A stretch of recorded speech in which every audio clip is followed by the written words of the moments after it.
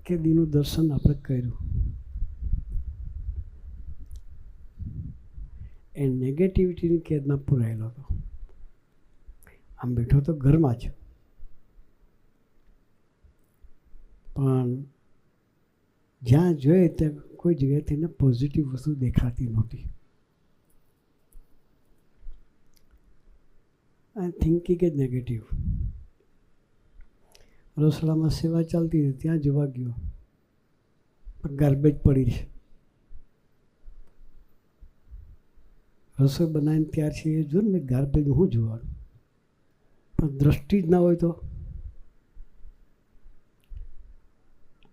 આટલા બધાને પ્રેમથી જમાડે છે એ ગુણ નહીં, પણ કચરા પેટી દેખાણીને.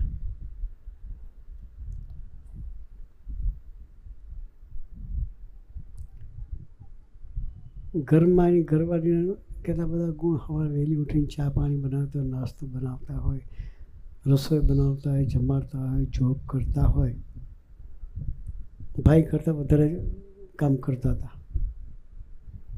છતાં એને ગુણ નહોતો. 2 મિનિટ ચા મોડી આવી તો મશીન ફાટ્યું. એવા સ્વભાવ દરેકને રહેલા છે. એ સ્વભાવ કાઢે કોણ? એ સ્વભાવ દેખાય ક્યારે?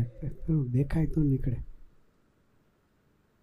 પેલા ભાઈને પોતાના દોસ્ત દેખાતા જ નહોતા, પણ એનો આત્મા શુદ્ધ હતો. આત્માએ એને કહ્યું